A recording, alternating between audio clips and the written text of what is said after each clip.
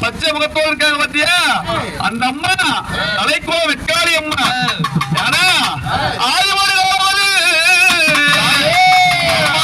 ஆதி ஒரு காலமதில் திருமுல்லை நகரில் ஆவலாய் பச்சையான 7 மணி காவலிலே முத்துமணி காவலரே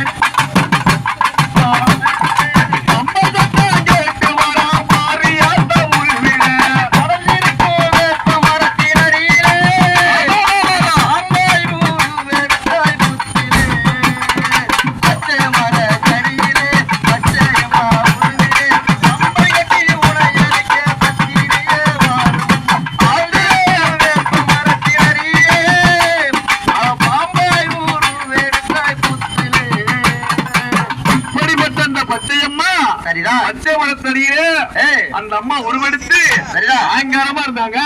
இந்த அம்மா இருக்காங்க பாத்தீங்களா, எல்லாரையும் கூட்டிட்டு இருக்கோம். சமயபுரத்து மாரியம்மன் கூட வருகிறோம். அப்படிப்பட்ட அந்த அம்மா அப்பயம் என்று சொன்னாலே அந்த அம்மா கிட்ட ஓடோடி வந்துருவாங்க. ஆமா, ஓடி சரணடைஞ்சா போதும். ஆமா, அந்த அம்மா ஓடோடி வந்துருவாங்க. ஆமா, எப்படிப்பட்ட அந்த அம்மா சமயபுரத்து மாரியம்மா அப்பய குரல் கொடுத்த அந்த நேரம் ஓடி வரும் சமயபுரத்து அம்மா அருமிகு தந்தனைக்கு ஒரு முறை வந்தாலே துன்பமெல்லாம் பறந்திடுங்க. ஓம் சக்தி ஓம் சக்தி ஓம் சக்தி ஓம் சக்தி அப்பைய குரல் கொடுத்த அந்த நேரம் ஓடி வந்து சமயபுரத்து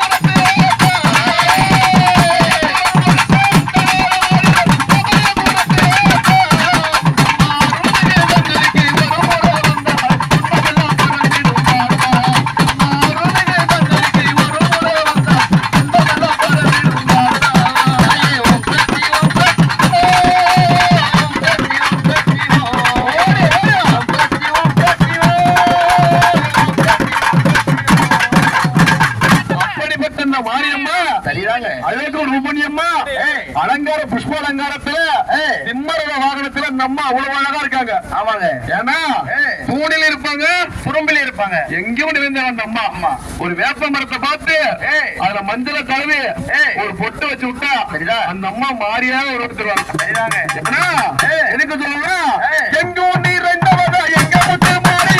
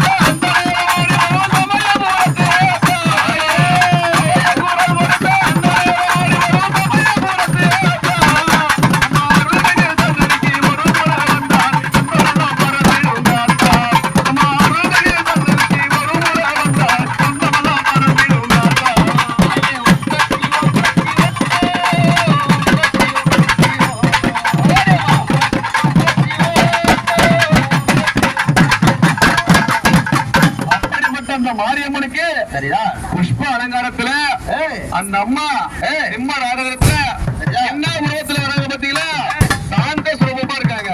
சாந்த சுரூபமா இருந்த அந்த அம்மா என்ன உடை உடுத்திருக்காங்க பாத்தீங்களா, அந்த அம்மா பட்டு உடை தான் உடுத்திருக்காங்க. இங்க ஆளுகின்ற காளியம்மா மாரியம்மன் வந்து எல்லாமே பட்டு உடை தான் உடுத்திருக்காங்க.